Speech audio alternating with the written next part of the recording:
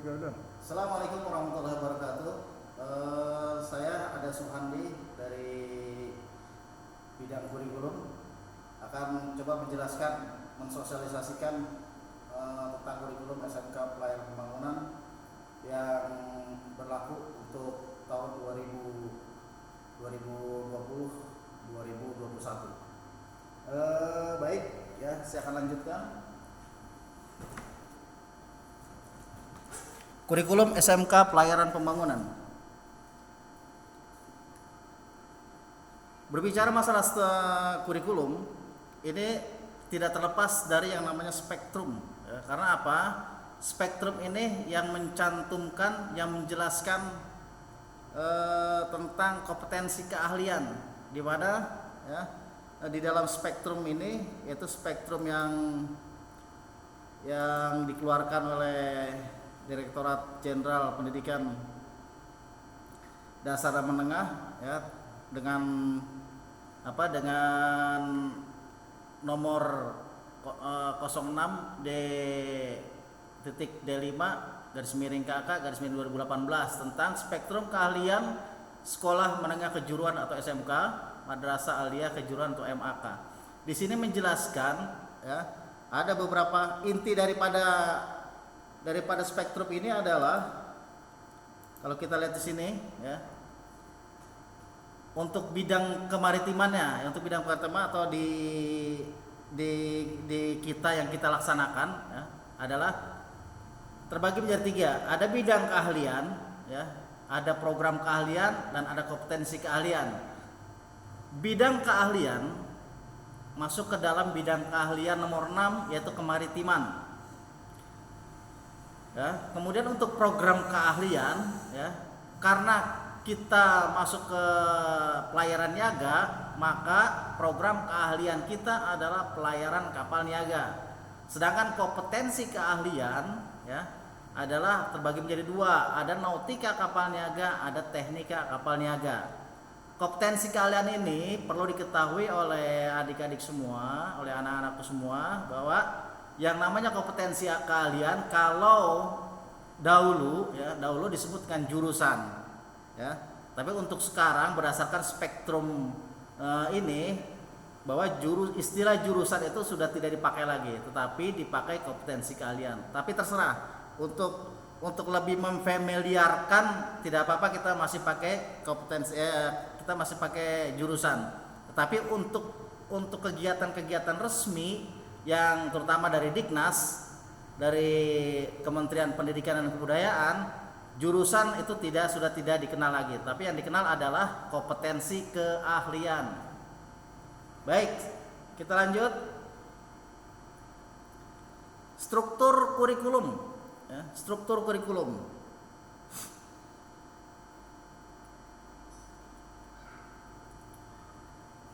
Struktur kurikulum yang diberlakukan di SMK Pelayaran Pembangunan itu adalah hasil dari adopsi, ya, hasil dari kolaborasi, hasil dari konversi dua kurikulum yang dikeluarkan oleh 2 kementerian, ya. Yang pertama adalah kurikulum yang dikeluarkan oleh Kementerian Pendidikan dan Kebudayaan. Yang kedua adalah kurikulum yang dikeluarkan oleh Kementerian Perhubungan. Ini dua-duanya ada dasarnya. Kalau kita lihat di sini, ya, struktur kurikulum ini berdasarkan keputusan Direktorat Jenderal Pendidikan Dasar dan Menengah, ya, Kementerian Pendidikan dan Kebudayaan nomor 07 D.D5 KK/2018 tentang struktur kurikulum sekolah menengah kejuruan atau SMK, atau Madrasah Aliyah Kejuruan MK, ya, tentang struktur kurikulum. Itu nomor 7 D/5/KK/2018. Kemudian sedangkan struktur kurikulum, ya, yang dikeluarkan oleh Kementerian Perhubungan, ya, Kementerian Perhubungan ini kita berdasarkan kepada PK07 ya, PK07 BPSDM ya, 2000 tahun 2016 ya. Badan Pengembangan Sumber Daya Manusia Perhubungan ya, BPSDM nomor PK07 2016 tentang kurikulum ya, tentang kurikulum program pendidikan dan pelatihan pembentukan dan peningkatan kompetensi di bidang pelayaran. Oke, kita kembali kepada slide ya. Gini ya. Hasil dari dua kurikulum ini menghasilkan struktur kurikulum operasional SMK Pelayaran Pembangunan yang kita berlakukan saat ini. Kita lihat apa struktur kurikulumnya ya, apa isi struktur kurikulumnya. Sudah bisa dibuka, oke ya. Kita lanjut. Dari struktur kurikulum tadi ya, dari struktur kurikulum tadi kita turunkan menjadi jadwal kegiatan belajar mengajar tahun 2020-2021 ya. Jadwal kegiatan belajar mengajar tahun 2020 ya 2021, baik untuk teknik nautika maupun untuk teknika kapal niaga. Ya, ini contoh jadwal mata pelajaran ya. Kita bisa lihat di sini ya. Ini contoh jadwal mata pelajaran ya, yang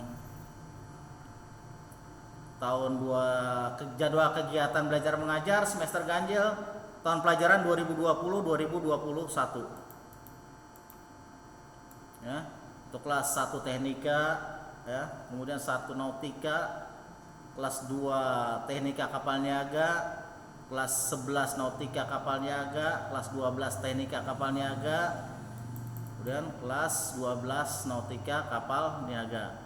Ini jadwalnya. Ya, selanjutnya kalender pendidikan. Ya, kalender pendidikan tahun pelajaran 2020-2021.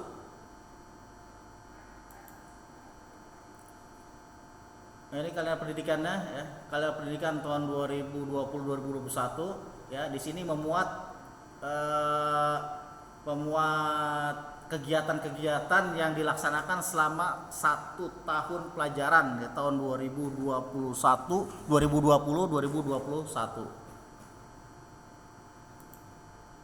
Selanjutnya ya,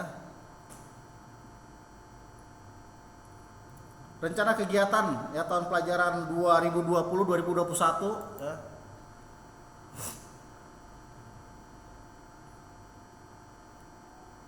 Rencana kegiatan pelajaran tahun 2020-2021 adalah hasil dari penjabaran kalender pendidikan tadi ya. Hasil penjabaran dari kalender pendidikan tahun 2020-2021. Ini ya. Ini kegiatan-kegiatan di semester ganjil ya. Ini di semester ganjil kegiatannya di Juli ya. Contoh di Juli tanggal 13, hari ini tanggal 13 Juli 2020, hari pertama sekolah semester ganjil tahun 2020 tahun 2021. Kemudian 13 sampai 15 pengenalan lingkungan sekolah bagi siswa baru. Kemudian tanggal 31 Juli nanti ada libur hari raya Idul Adha. Kemudian sampai nanti semester genap pun begitu ya. Sudah terencana ya.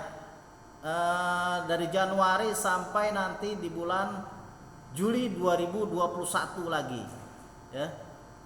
Jadi dari Juli 2020 sampai ke Juli 2021. Ini 1 tahun pelajaran untuk tahun pelajaran 2020-2021. Kemudian kita lanjut. Sekarang hal-hal apa saja yang mesti diketahui selama proses pendidikan ya. Yang pertama adalah proses pendidikan dilaksanakan selama 3 tahun. Ya, untuk SMK di Indonesia ini ada dua jenis ya. Ada yang sekolah menengah kejuruan dengan pendidikan 4 tahun, ada sekolah menengah kejuruan dengan lama pendidikan 3 tahun. Kita termasuk ke program yang 3 tahun. Yang kedua terbagi menjadi 6 semester ya, 3 semester ganjil dan 3 semester genap. Kemudian tiap pertengahan semester dilaksanakan ujian tengah semester atau penilaian tengah semester. Ini dilaksanakan ya setiap 3 bulan sekali ya. Jadi ada pertengahan semester ada namanya penilaian tengah semester. Tiap 1 semester dilaksanakan ujian akhir semester atau UAS, atau sekarang itu dikenal dengan penilaian akhir semester atau PAS, untuk menentukan kenaikan tingkat, apakah taruna tersebut naik ke tingkat berikutnya atau tinggal di kelas yang lama. Kemudian ujian nasional dilaksanakan pada akhir semester tingkat 6. Ini kalau masih dilaksanakan ya, kalau masih dilaksanakan. Tapi dengan ada wacana bahwa untuk ujian nasional ya tahun 2020-2021 ya itu ditiadakan, tapi itu baru wacana ya. Kegiatan belajar mengajar, apa yang perlu diketahui dalam kegiatan belajar mengajar atau KBM? Yang pertama, KBM dilaksanakan 5 hari dalam 1 minggu, yaitu dari Senin sampai Jumat ya, dari Senin sampai Jumat. Kemudian hari Sabtu digunakan untuk kegiatan ekstrakurikuler dan pengembangan diri atau dipakai untuk kegiatan praktek ya. Kemudian KBM dimulai pukul 7.00 waktu Indonesia bagian Barat dan berakhir pukul 13.50 waktu Indonesia bagian Barat. Sebelum KBM dilaksanakan apel pagi ya pukul 6.30 waktu Indonesia bagian Barat. Setelah KBM dilaksanakan apel siang pukul 13.50 waktu Indonesia bagian Barat. KBM dilaksanakan sebanyak 8 jam pelajaran per hari dengan durasi 45 menit untuk 1 jam pelajaran. Yang menjadi catatan adalah bahwa ini semua dilaksanakan apabila kegiatan belajar mengajar itu dilaksanakan dengan moda tatap muka ya, dengan moda tatap muka. Tetapi untuk saat ini dengan kondisi pandemi saat ini, kegiatan belajar mengajar dilakukan dengan jarak jauh atau home learning ya. Jadi ada jadwal tersendiri ya. Kemudian ini kriteria dari kenaikan tingkat ya. Apa saja yang menyebabkan anak tersebut naik kelas, apa saja yang menyebabkan anak tersebut tidak naik kelas. Kriteria kenaikan tingkat ya, kriteria kenaikan tingkat. Untuk naik kelas ya, untuk naik kelas peserta didik dinyatakan naik kelas apabila memenuhi syarat-syarat di bawah ini. Yang pertama, peserta didik harus menyelesaikan seluruh program pembelajaran di kelas yang bersangkutan. Yang kedua, memiliki nilai minimal baik untuk aspek kepribadian pada semester yang diikuti. Yang ketiga, mencapai nilai rata-rata minimal untuk semua mata pelajaran ditetapkan oleh sekolah. Yang keempat, kehadiran minimal 90%. Peserta didik tidak mencapai kriteria ketuntas minimal atau KKM maksimal hanya 2 mata pelajaran. Ini syarat untuk naik kelas. Sedangkan dinyatakan tidak naik kelas apabila ya peserta didik dinyatakan tidak naik kelas atau dinyatakan harus mengulang di kelas yang sama dengan ketentuan di bawah ini, minimal 2 syarat. Yang pertama, peserta didik tidak menyelesaikan seluruh program pembelajaran di kelas yang bersangkutan. Yang kedua, tidak memiliki nilai minimal baik untuk aspek kepribadian pada semester yang diikuti. 3, tidak mencapai rata-rata minimal untuk semua mata pelajaran ditetapkan oleh sekolah. Artinya nilai-nilainya ini di bawah KKM semua. 4, kehadiran tidak mencapai 90%. Ini kalau memenuhi kriteria ini minimal 2 saja tidak memenuhi, maka dinyatakan tidak naik kelas. Ya, sekali lagi bahwa pendidikan terbaik bagi anak adalah keluarga. Demikian ya yang dapat saya sampaikan ya. Semoga dengan sosial ini dapat memberikan pencerahan bagi siswa, bagi taruna-taruni, calon taruna-taruni SMK Pelayaran Bangunan ya. Semoga kalian dapat melaksanakan kegiatan belajar mengajar, kegiatan lain, baik itu ekstrakurikulernya dan maupun kegiatan-kegiatan prakteknya serta kegiatan-kegiatan yang lain, sehingga 3 tahun yang akan datang ya, kalian dapat dengan sukses mencapai dapat meraih cita-cita kalian untuk bisa menjadi seorang perwira kapal niaga. Terima kasih dari saya, dari bagian kurikulum. Kurang lebihnya saya mohon maaf. Assalamualaikum warahmatullahi wabarakatuh. SMK bisa.